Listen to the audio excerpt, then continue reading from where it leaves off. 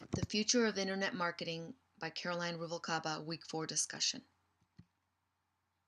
First, I'm going to cover the current state of the internet. The internet is an exciting place. It is very fast paced. It's rapidly changing. There are millions of users creating websites, content, and joining networking sites, blogging and commenting on an ongoing basis.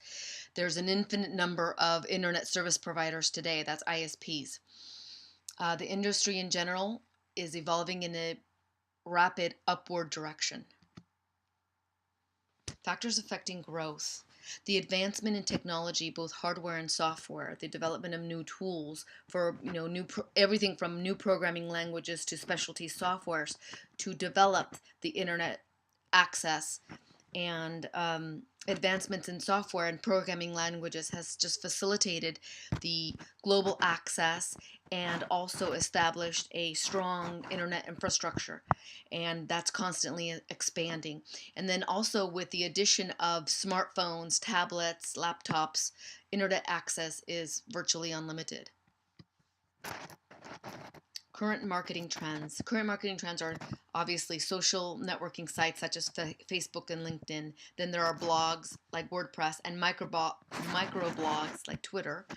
They're all mobile devices, mobile apps, music, games, books, an infinite number of resources available. And then let's not forget our bookmarking sites to keep track of the enormous amount of data that we're constantly looking for, tracking, reading, perusing, and being bombarded with.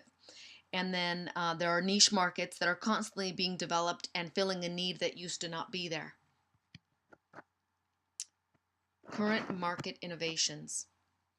Access to the internet via smartphones, creating global access, the number of people reached by a single click, large audiences and followers, online discussions and dialogue. And some of these are two-way conversations between businesses and consumers, where that relationship used to not be as strong or as strongly established as it is today. Then, of course, let's not forget access to video and audio production. Also, the tools are more affordable and accessible, so anybody can produce a mini video and put it on YouTube or Vimeo or the various video providers that are out there. And virtually everyone has some sort of web presence or internet presence.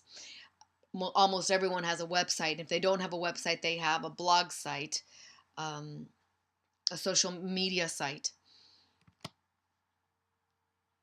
Next, regulation and censorship. Okay, this is kind of controversial, regulation and censorship.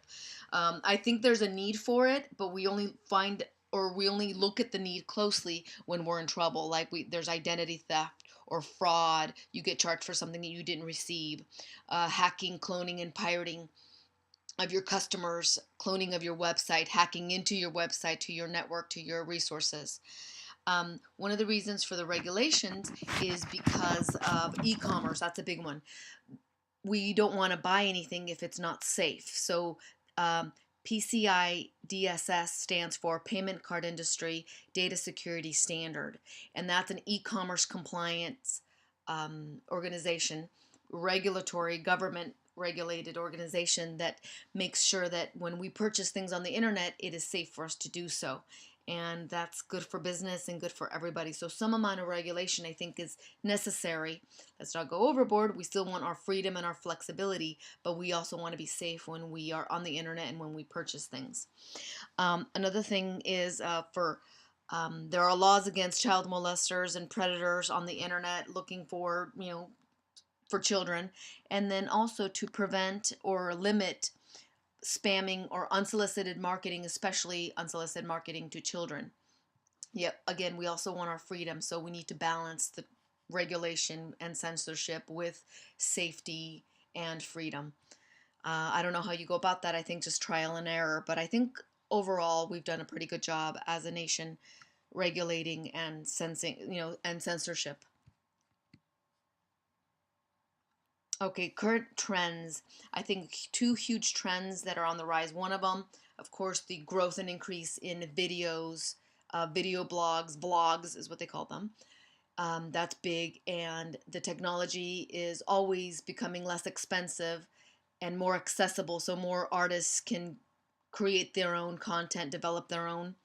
And then the second thing would be the morphing of TV, computer, video, and your cell phone for constant access and unlimited entertainment. So the morphing of that, and then the video access, those two I think are going to skyrocket. And then just overall social media marketing.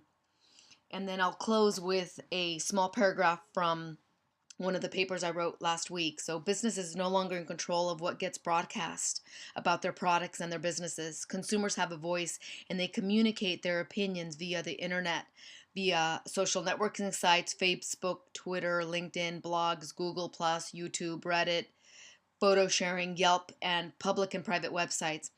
And the list of broadcasting options is constantly growing, and the tools and methods for communication are constantly evolving and improving and getting better.